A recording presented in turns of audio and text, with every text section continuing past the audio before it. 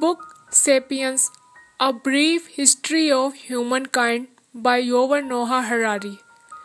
Part 1: Cognitive Revolution, Chapter number 4: The Flood. Prior to the cognitive revolution, humans of all species lived exclusively on the Afro-Asian landmass. True, they had settled a few islands by swimming short stretches of water or crossing them on improvised raft floors. For example, was colonized as far back as 850,000 years ago. Yet they were unable to venture into an open sea, and none reached America, Australia, or remote islands such as Madagascar, New Zealand, and Hawaii. The sea barrier prevented not just human but also many other Afro-Asian animals and plants from reaching the outer world. As a result, the organisms of distant lands like Australia and Madagascar evolved in isolation for millions upon millions of years, taking on shapes and natures very different from those of their distant Afro-Asian relatives. Planet Earth was separated into several distinct ecosystems, each made up of unique assembly of animals and plants. Homo sapiens was about to put an end to this biological exuberance. Following the cognitive revolution, sapiens acquired the technology, the organizational skills, and perhaps even the vision necessary to break out of Afro-Asia and settle the outer world. Their first achievement was the colonization of Australia some 45,000 years ago. Experts are hard pressed to explain this feat. In order to reach Australia, humans had to cross a number of sea channels, some more than 100 kilometers wide, and upon arrival, they had to adapt near overnight to a complete new ecosystem. The most reasonable theories suggest that about 45,000 years ago, the sapiens living in the Indonesian archipelago, separated from Asia and from each other by only narrow, developed the first seafaring societies. They learned how to build and maneuver ocean-going vessels and became long-distance fishermen, traders, and explorers.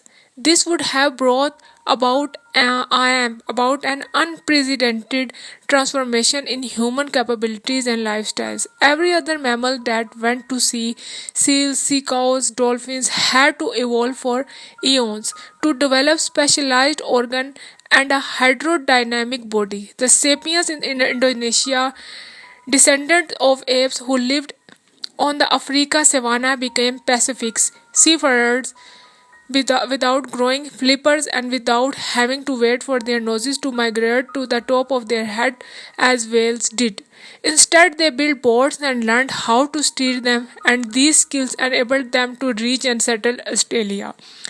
True archaeologists have yet to unearth raft, oars, or fishing villages that date back as far as 45,000 years ago.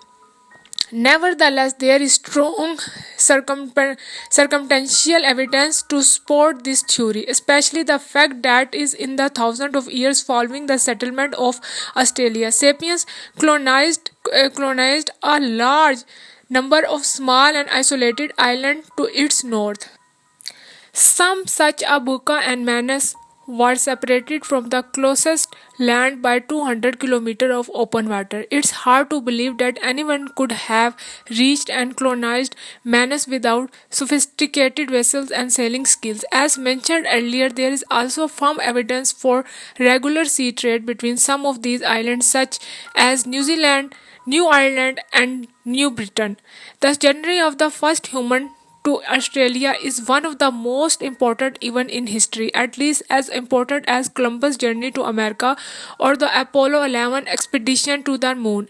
It was the first time any human had managed to leave the Afro-Asian ecological system. Indeed, the first time a large terrestrial mammal had managed to cross from Afro-Asia to Australia. Of even greater importance was what the human pioneers did in this new world. The moment of the first hunter-gatherers set foot on an Australian beach was the moment that Homo sapiens climbed to the top rung in the food chain on a particular landmass, and thereafter became the deadliest species in the annals of planet Earth.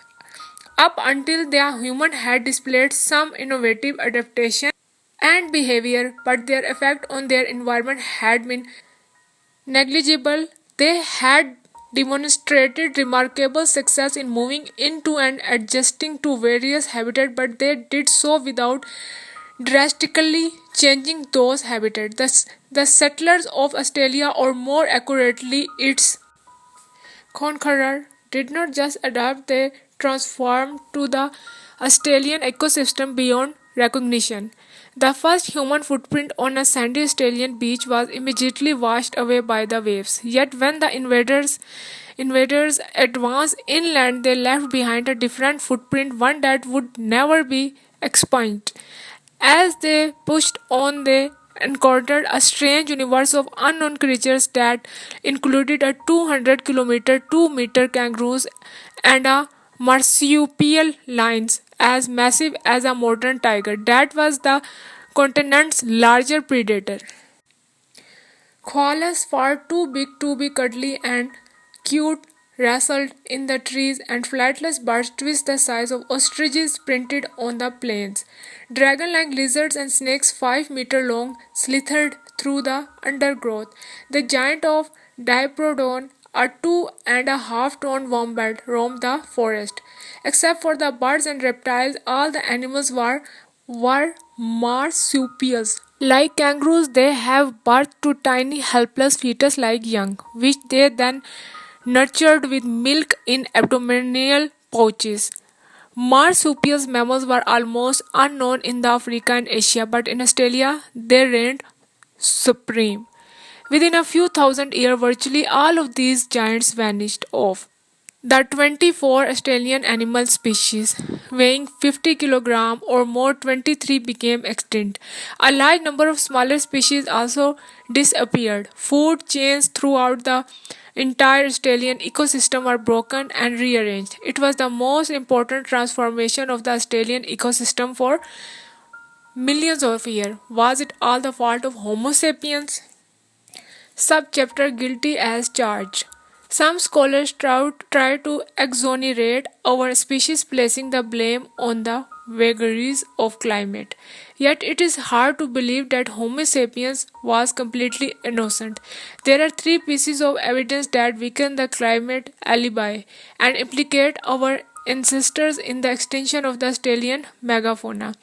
Firstly, even though Australian climate changed some 45,000 years ago, it was not a very remarkable upheaval. It's hard to see how the new weather pattern alone could have caused such a massive extinction.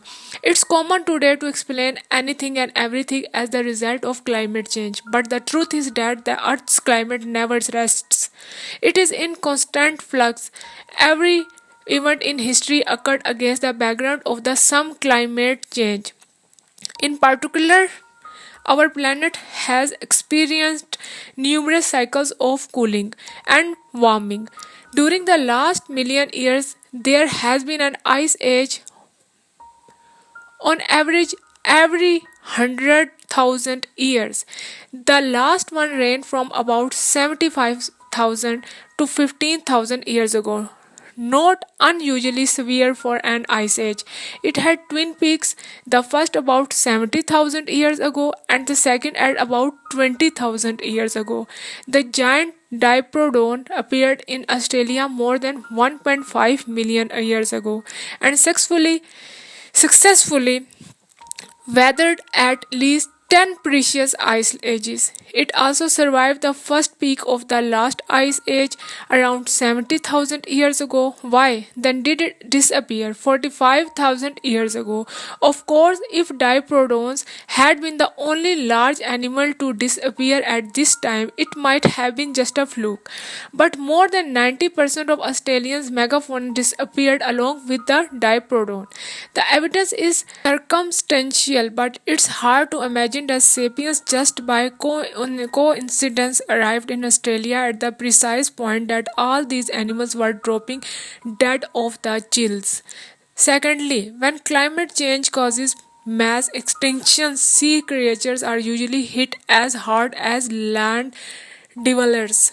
Yet there is no evidence of any significant disappearance of oceanic fauna 45,000 years ago. Human involvement can easily explain why the wave of extinction obliterated the terrestrial megafauna of Australia while sparing that of the nearby oceans. Despite its burgeoning navigational abilities, Homo sapiens was still overwhelmingly a terrestrial menace. Thirdly, mass extinctions akin to the archetypal Australian decimation occurred again and again in the ensuing millennia. Whenever people settled another part of the outer world, in these cases, sapiens' guilt is irrefutable. For example, the megafauna of New Zealand, which had weathered the alleged climate change of C45,000 years ago without a scratch, suffered devastating blow immediately after the first humans set foot on the island.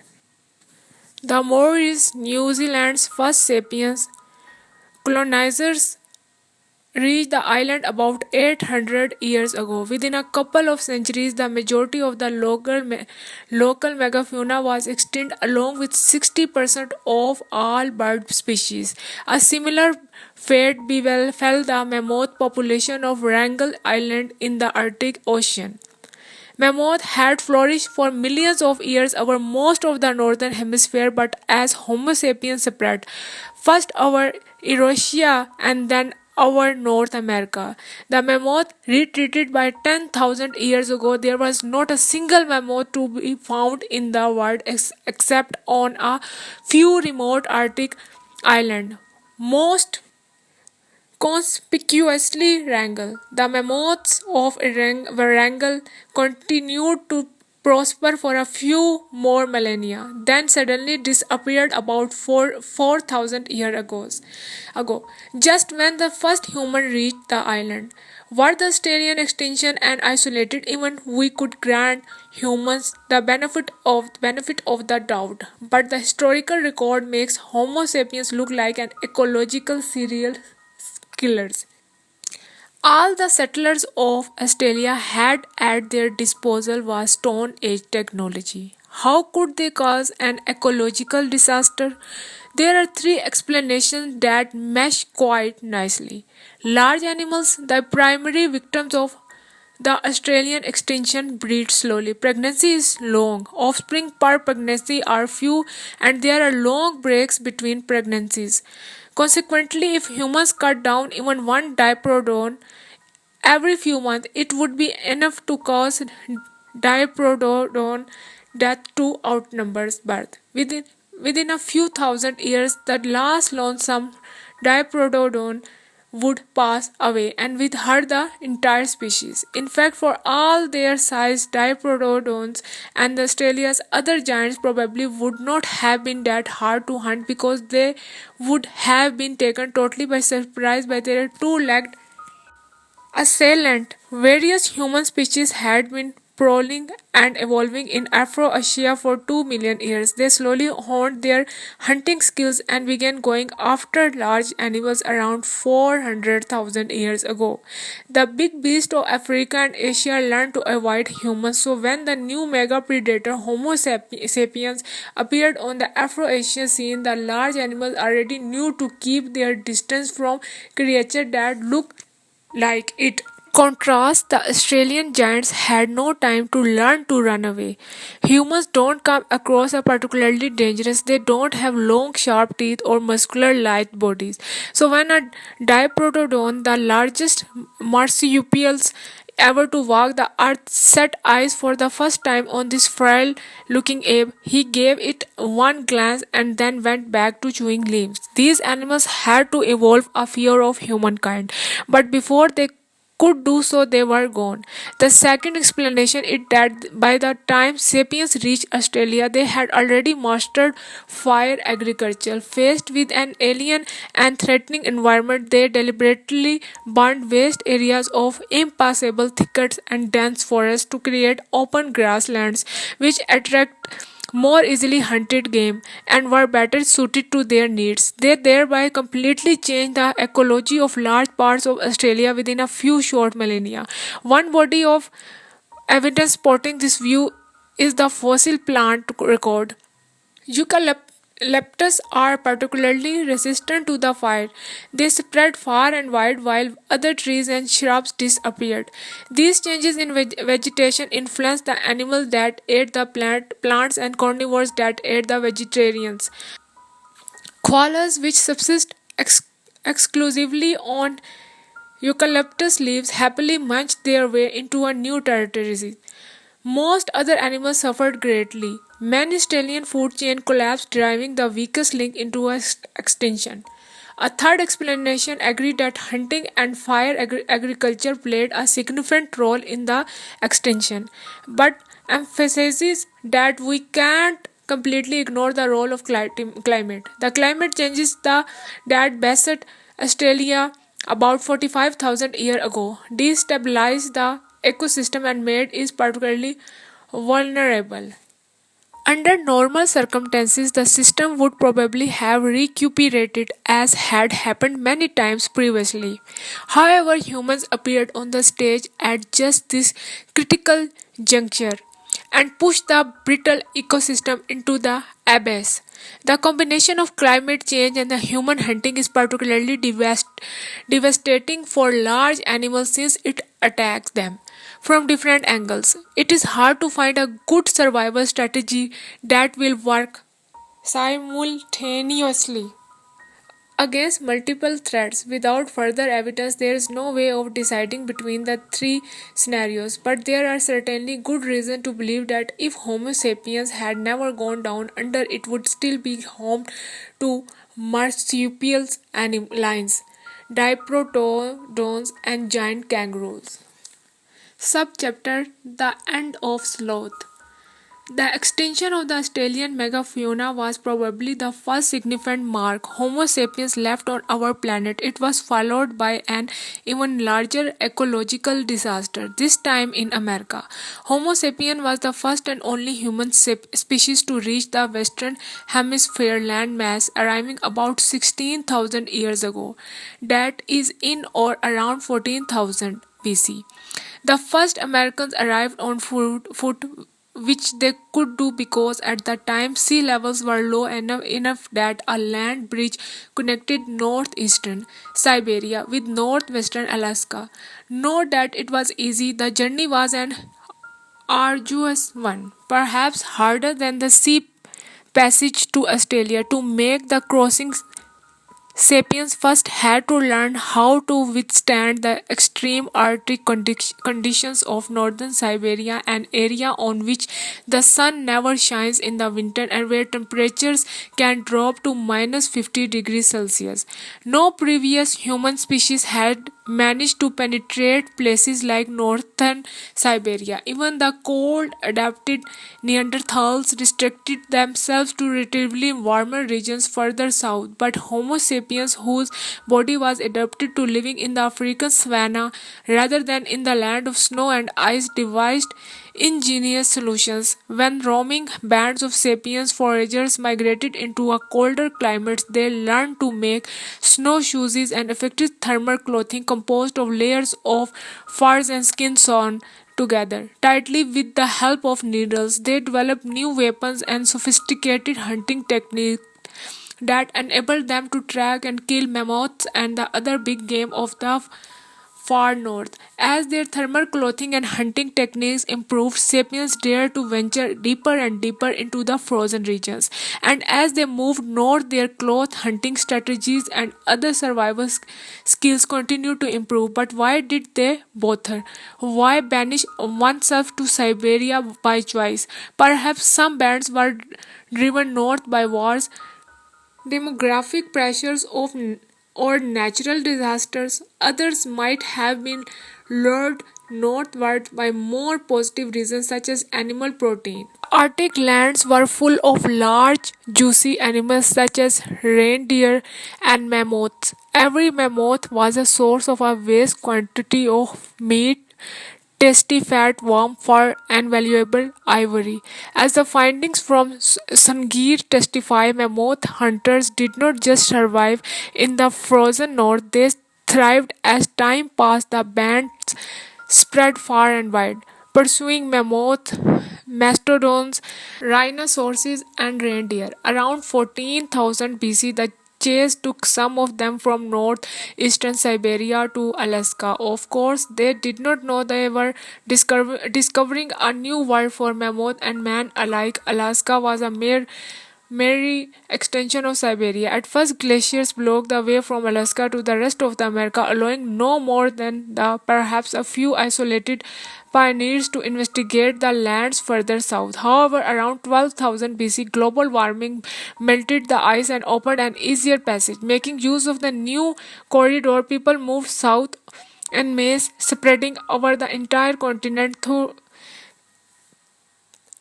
though originally adapted to hunting large game in the Arctic, they soon adjusted to an amazing variety of climates and ecosystems.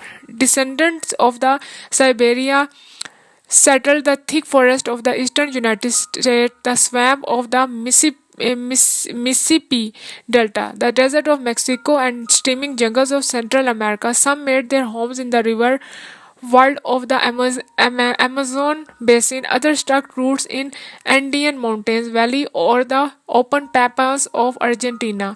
And all this happened in a merry millennium of 2 by 10,000 BC. Humans already inhabited the most southern point in America, the island of Tierra del Fuego at the continent's southern tip. The human blitzkrieg across America testifies to the incomparable ingenuity and the unsurpassed adaptability of Homo sapiens. No other animal had ever moved into such a huge variety of radically different habitats so quickly, everywhere using virtually the same genes. The setting of America was hardly bloodless.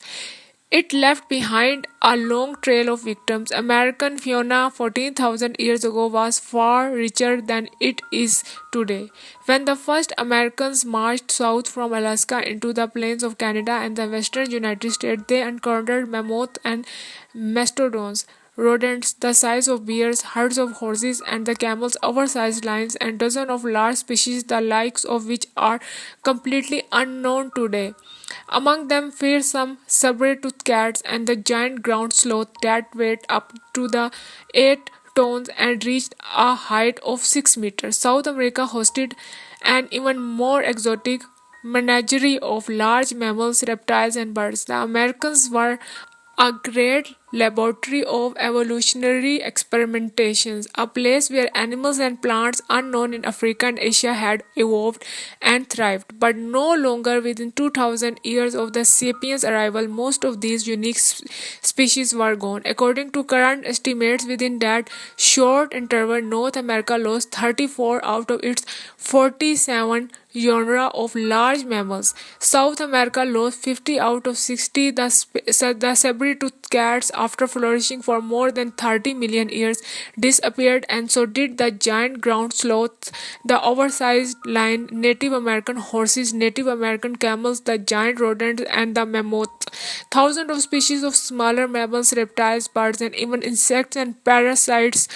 also became extinct. For decades, paleontologists and zooarchaeologists, people who search for and study animal remains, have been combining the plains and mountains of the America in search of the fossilized bones of ancient camels and the petrified feces of a giant ground sloth. When they find what they seek, the treasures are carefully packed up and sent to the laboratories, where every bone and every coprolite is meticulously studied and dated. Time and again, these analyses yield the same result. The freshest dung balls and the most recent camel bones date to the period when humans flooded America, that is between approximately 12,000 and 9,000 BC. Only in one area have scientists discovered young dung balls on several Caribbean islands, in particular Cuba and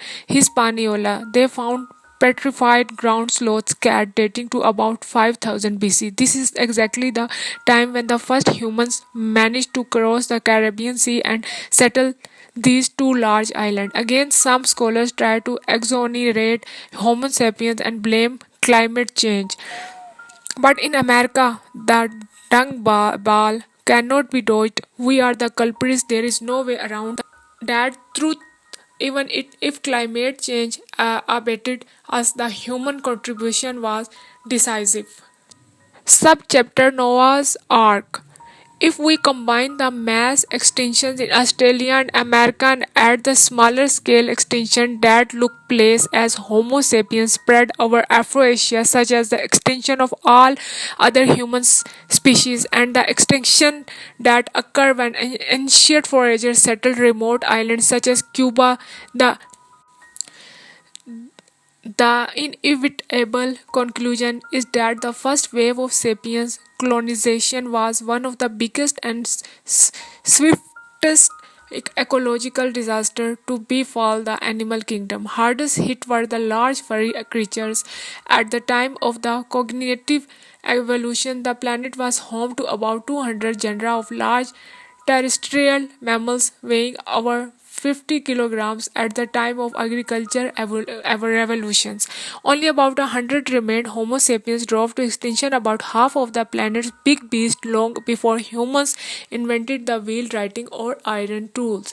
This ecological tragedy was restated in miniature countless times after the agriculture revolution. The archaeological record of island after island tells the same sad story. The tragedy opened with a scene showing a rich and varied population of large animals without any trace of humans. In scene, two sapiens appear evidenced by a human bone, a spear point, or perhaps a potsherd. Scene 3 quickly follows, in which men and women occupy center stage and most large animals along with many smaller ones are gone. The large island of Madagascar, about 400 kilometers east of the African mainland, offers a famous example.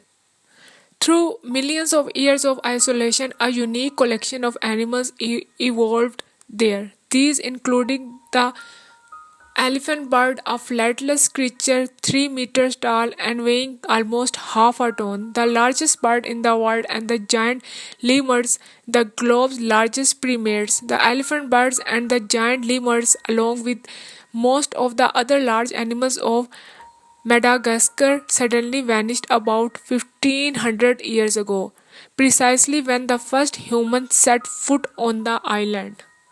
In the Pacific Ocean, the main wave of extinction began in about 1500 BC, when Polynesia farmers settled to the Solomon Islands, Fiji, and New Caledonia.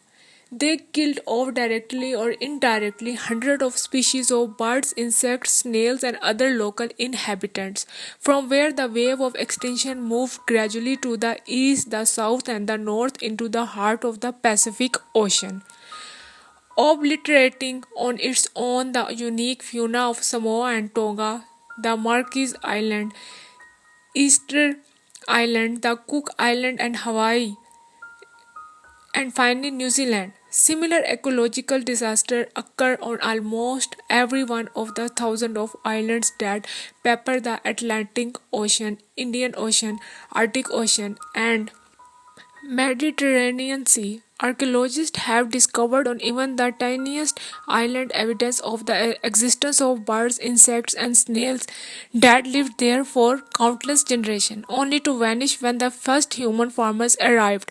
None but a few extremely remote islands escaped man's notice until the modern age, and these islands kept their fauna intact. The Galapagos Islands, to give one famous example, remained uninhabited by humans until the 19th century, thus preserving their unique menagerie including their giant tortoises, which, like the ancient diprotodons, show no fear of humans.